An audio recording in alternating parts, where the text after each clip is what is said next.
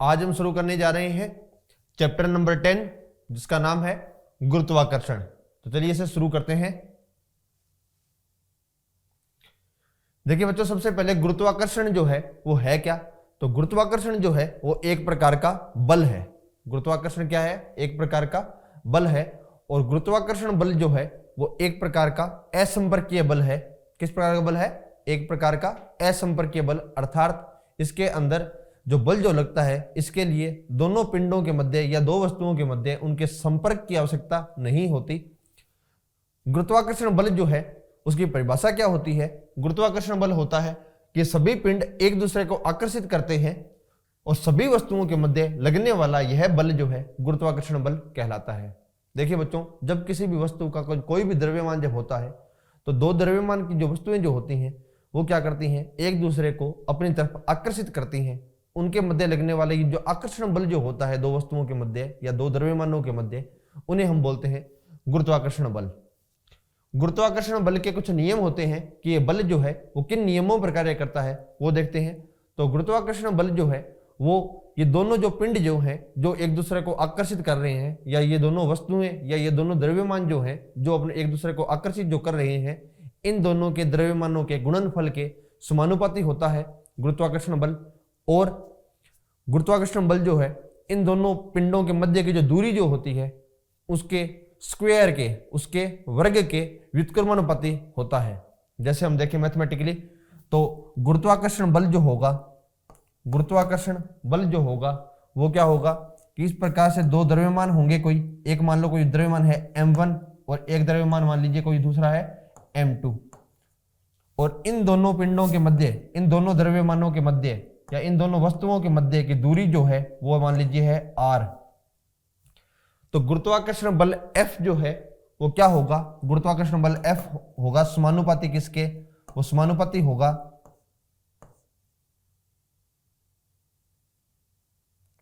गुरुत्वाकर्षण बल F जो है वो समानुपाती होगा इन दोनों के द्रव्यमान के गुणनफल के, तो होगा समानुपाती। और ये बल जो है ये व्युत्क्रमानुपाती होगा इन दोनों के मध्य की दूरी के वर्ग के। और इसको यदि हम एक साथ लिखते हैं तो गुरुत्वाकर्षण बल F जो है वो क्या हो जाएगा? वो हो जाएगा m1 m2 बटे r स्क्वायर।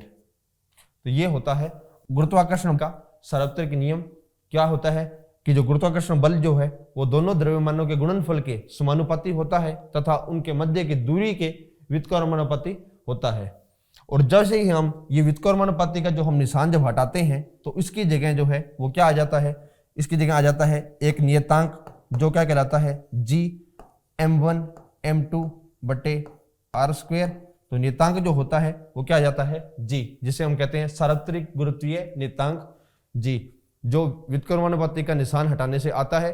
और इस g का जो मान जो होता है वो इस g का मान कितना होता है? g का मान होता है 6.7 into 10 to the power -11 newton metre per kilogram square. ये जो है जी का मान होता है 6.7 into 10 to the power -11 newton metre per kilogram square. तो ये है गुरुत्वाकर्षण का सार्वत्रिक नियम। आगे देखते हैं गुरुत्वाकर्षण के सार्वत्रिक नियम के क्या कुछ महत्व हैं। गुरुत्वाकर्षण के सार्वत्रिक नियम से हमने बहुत से प्रकार की जो घटनाएं जो होती हैं उनको हम समझा सके हैं। कौन कौन सी घटनाएं हैं वो? जैसे हमें पृथ्वी से बंधे रखने वाला बल जो है कि किस प्रकार से जो है हम पृथ्वी से हम बंधे रहते हैं, या कोई भी वस्तु जो है वो हमेशा गिरने के बाद में जो है नीचे की तरफ पृथ्वी की तरफ ही क्यों आती है, कहीं और क्यों नहीं चली जाती। तो ये सभी प्रश्न जो है वो हमने किसके माध्यम से समझाए? हमने गुरुत्वाकर्षण बल के माध्यम से ही। अर्थात पृथ्वी जो है वो गुरुत्वाकर्षण बल के कारण ही किसी दूसरी वस्तु को अपनी तरफ आकर्षित करती है। इसके अलावा पृथ्वी के चारों ओर चंद्रमा की गति, चंद्रमा जो है वो पृथ्वी के चारों ओर चक्कर लगाता है। तो ये चंद्रमा जो है पृथ्वी के चारों ओर चक्कर क्यों लगा पाता है? तो उसका कारण भी क्या है? गुरुत्वाकर्षण बल। इसके अलावा चंद्रमा तथा सूर्य के कारण ज्वार भाटा, समुद्र के अंदर क्या होता है कई बार बहुत ऊंचे ऊंचे ज्वार उठते हैं, तो उनका कारण क्या होता है? उसका कारण क्या होता है? उसमें चंद्रमा या सूर्य जो है वो क्या करते हैं? अपने गुरुत्वाकर्षण बल के कारण जो है अन्य वस्तु को या उस ज्वार को अपनी तरफ खींचने के हिसाब से प्रयास करते हैं गुरुत्वाकर्षण बल के कारण। और उसके अंदर क्या होता है कि समुद्र के अंदर ज्वार भाटे जो है वो उत्पन्न होते हैं। तो ये सभी घटनाएं जो हैं, प्राकृतिक घटनाएं जो हैं, वो हमने किसके माध्यम से हमने समझाई है? हमने गुरुत्वाकर्षण बल के माध्यम से ही इन सभी घटनाओं को समझा पाए हैं। इसके अलावा गुरुत्वीय त्वरण जी का मान कैसे ज्ञात किया जाता है? तो देखिए, जैसे मैंने आपको बताया अभी कि जो F जो है, F जो गुरुत्वाकर्षण बल जो है वो किसके बराबर होता है? वो होता है जी नियतांक गुणा दोनों द्रव्यमान का गुणनफल अपॉन इनकी जो बीच की दूरी होगी उसके स्क्वायर के क्या होता है? व्युत्क्रमानुपाती। तो इस प्रकार F बराबर हो जाता है जी m1 m2 बटे r स्क्वायर। अब क्या होता है कि पृथ्वी का द्रव्यमान हमें पहले से पता है कि पृथ्वी का द्रव्यमान जो है वो कितना होता है? पृथ्वी का जो द्रव्यमान जो है वो मान लीजिए m1 है और पृथ्वी का द्रव्यमान जो है वो कितना है? वो है 6 × 10⁻24 किलोग्राम।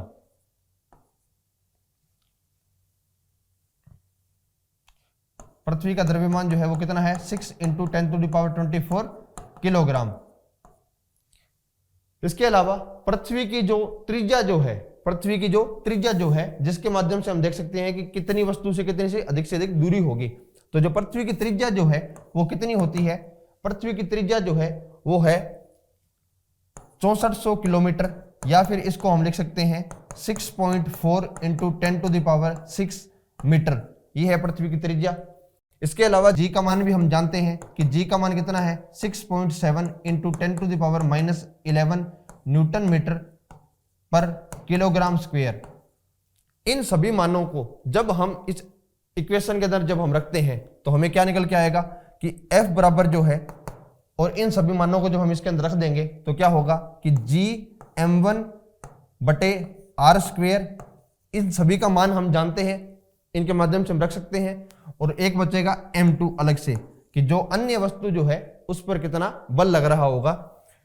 इन सब के मानों को जब हम रखते हैं तब हम पाते हैं कि इसका मान निकल के आता है 9.81। कितना निकल के आता है? 9.81 मीटर पर सेकंड स्क्वायर। और ये जो पूरा जो है जी m1 बटे r स्क्वायर, इसको हम बोलते हैं गुरुत्वीय त्वरण। क्या बोलते हैं इसे हम कहते हैं गुरुत्वीय त्वरण। तो F बराबर ये हो जाता है कितना? m2, और इसको पूरे को हम क्या बोलते हैं? गुरुत्वीय त्वरण। तो इस प्रकार से जो है गुरुत्वीय त्वरण जो है इसके मान की गणना की जाती है।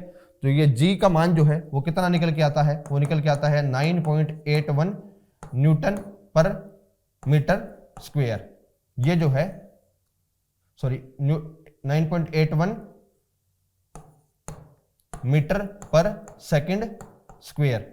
ये जो है जी का मान निकल करके आता है इस प्रकार से। और इस प्रकार हम गुरुत्वीय त्वरण जी के मान का परिकलन कर सकते हैं। तो आगे देखते हैं द्रव्यमान और भार। द्रव्यमान क्या होता है और भार क्या होता है? द्रव्यमान जो है वो किसी वस्तु का द्रव्यमान उसके जड़त्व का माप होता है। किसी वस्तु का द्रव्यमान जितना अधिक वस्तु का द्रव्यमान होगा उतना ही अधिक उसका जड़त्व भी होगा। किसी वस्तु का द्रव्यमान उतना ही रहता है, चाहे वस्तु पृथ्वी पर हो या चंद्रमा पर हो या किसी बाह्य अंतरिक्ष में हो। इस प्रकार वस्तु का द्रव्यमान स्थिर रहता है तथा एक स्थान से दूसरे स्थान पर नहीं बदलता। देखिए बच्चों, जो द्रव्यमान जो होता है वो हमेशा नियत रहता है। द्रव्यमान चाहे आप पृथ्वी पर मापो, चाहे आप चंद्रमा पर मापो, या चाहे आप द्रव्यमान जो है वो अंतरिक्ष पर मापो, द्रव्यमान जो है वो हमेशा फिक्स रहता है, एक नियत वैल्यू रखता है। और द्रव्यमान जो होता है वो किसी वस्तु के किसकी माप होता है? उसके जड़त्व की माप होता है। इसके अलावा जो भार जो होता है, भार क्या होता है? भार द्रव्यमान और उसके गुरुत्वीय त्वरण का जो गुणनफल जो होता है उसे हम कहते हैं भार। भार जो है वो एक तरह से बल हो जाता है। तो भार जो है वो बल होता है, जबकि द्रव्यमान जो है वो जड़त्व की माप होता है। भार कैसे निकाला जाता है? भार जो होता है वो W, उसको निकालते हैं हम द्रव्यमान गुणा गुरुत्वीय त्वरण। इसके माध्यम से जो है भार निकाला जाता है। इसके अंदर जो M जो है वो क्या है? द्रव्यमान। अर्थात द्रव्यमान और भार में क्या अंतर है कि द्रव्यमान को गुरुत्वीय त्वरण से हम गुणा करते हैं तब हम किसकी वैल्यू निकाल सकते हैं? भार की। तो भार क्या होता है? पृथ्वी प्रत्येक वस्तु को एक निश्चित बल से आकर्षित करती है और यह बल वस्तु के द्रव्यमान तथा गुरुत्वीय बल के कारण त्वरण जी पर निर्भर करता है। जैसा कि मैंने यहां बताया है कि द्रव्यमान और जो गुरुत्वीय त्वरण जो है जी, उसके मान पर निर्भर करता है भार। किसी वस्तु का भार वह बल है जिसके द्वारा पृथ्वी की ओर आकर्षित होती है। वस्तु पर पृथ्वी का आकर्षण बल वस्तु का भार कहलाता है। वस्तु का भार एक बल है जिससे यह पृथ्वी की ओर आकर्षित होता है। भार का मात्रक वही है जो बल का मात्रक है, अर्थात न्यूटन। क्योंकि भार भी जो है वो एक प्रकार का क्या है, बल। जैसा कि हमने देखा था कि बल का जो दूसरा गति का जो दूसरा नियम था उसमें था F बराबर ma। तो F बराबर ma जो है वहां पर a क्या था, त्वरण था। उसी प्रकार से यहाँ पर जो g क्या है, त्वरण की तरह कार्य कर रहा है, गुरुत्वीय त्वरण। तो F बराबर mg। तो इसका भी भार का भी मात्रक जो है W, इसका मात्रक भी क्या हो जाएगा, न्यूटन। क्योंकि है क्या एक हिसाब से ये है तो ये बल ही, तो इसलिए भार का भी मात्रक क्या होता है, न्यूटन।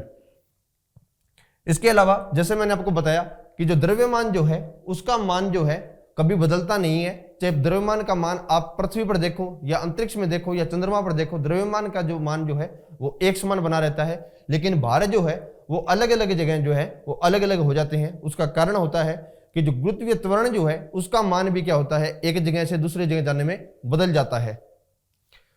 तो वस्तु का चंद्रमा पर जो भार जब हम देखते हैं तो वस्तु का किसी का चंद्रमा पर जो भार वो कितना होता है, वो होता है 1/6 गुना पृथ्वी पर इसका भार। मान लीजिए कि किसी कोई एक वस्तु है जिसका पृथ्वी पर जो भार जो है वो मान लीजिए 36 किलोग्राम है, 36 न्यूटन है। कितना, पृथ्वी पर उसका भार कितना है किसी वस्तु का, 36 न्यूटन। और आपसे पूछा जाए कि चंद्रमा पर इसका भार कितना होगा, तो चंद्रमा पर इसका भार कैसे निकाला जाएगा, तो 1/6 गुणा 36 जब हम कर देंगे तो उसका किस पे भार आ जाएगा, उसका जाए चंद्रमा पर भार। तो चंद्रमा पर इसका भार कितना हो जाएगा, 6 न्यूटन। तो अर्थात किसी वस्तु का भार यदि पृथ्वी पर 36 न्यूटन है तो चंद्रमा पर ले जाने पर उसका भार कितना हो जाएगा, चंद्रमा पर उसका भार हो जाएगा 1/6 गुणा इंटू पृथ्वी का भार, अर्थात 6 न्यूटन के बराबर हो जाएगा उसका भार। तो किसी वस्तु का चंद्रमा पर भार उसके 1/6 इंटू पृथ्वी पर भार के बराबर होता है। आगे देखते हैं, पानी की सतह पर रखने वाली वस्तुएं तैरती हैं या डूबती हैं, इसका क्या कारण होता है कि हम देखते हैं कुछ वस्तुएं जो होती हैं वो तो पानी की सतह पर तैरती रहती हैं और कुछ वस्तुएं जो होती हैं वो पानी के अंदर डूब जाती है। इसका क्या कारण होता है, इसका कारण होता है उसका घनत्व। यदि किसी वस्तु का घनत्व जो है, यदि किसी वस्तु का घनत्व पानी के घनत्व से अधिक होता है तो वह वस्तु पानी में डूब जाती है। लेकिन यदि किसी वस्तु का घनत्व पानी के घनत्व से कम है तो वह उसकी सतह के ऊपर तैरती रहती है। अब यहां शब्द आता है घनत्व। तो घनत्व क्या होता है, घनत्व होता है द्रव्यमान और आयतन का अनुपात। किसी वस्तु का द्रव्यमान और उसके आयतन के अनुपात को, उसके आयतन के अनुपात को क्या कहा जाता है, घनत्व कहा जाता है।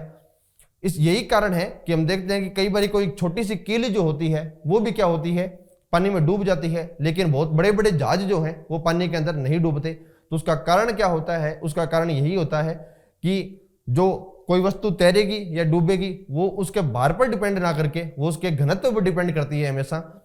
यदि किसी वस्तु का क्या होगा, घनत्व पानी के घनत्व से अधिक होगा तो पानी में डूब जाती है। अर्थात यहाँ एक कील का जो घनत्व जो होता है वो पानी के घनत्व से अधिक होता है, इसलिए कील जो है पानी में डूब जाती है। लेकिन बड़े बड़े जो जहाज जो होते हैं उनका क्या होता है, घनत्व जो होता है वो पानी के घनत्व की अपेक्षा कम होता है, इसलिए वो जल के ऊपर तैरते रहते हैं। कोरक तैरता है जबकि कील डूब जाती है। ऐसा उनके घनत्व में अंतर के कारण होता है। किसी पदार्थ का घनत्व उसके एकांक आयतन के द्रव्यमान को कहते हैं, जैसा कि मैंने आपको बताया है। कोरक का घनत्व पानी के घनत्व से कम है।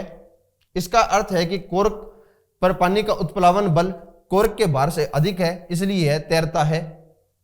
लोहे की कील का घनत्व पानी के घनत्व से अधिक है। इसका अर्थ है कि लोहे की कील पर पानी का उत्प्लावन बल लोहे की कील के भार से कम है, इसलिए यह डूब जाती है। इस प्रकार द्रव के घनत्व से कम घनत्व की वस्तुएं द्रव पर तैरती हैं तथा द्रव के घनत्व से अधिक घनत्व की वस्तुएं द्रव में डूब जाती हैं।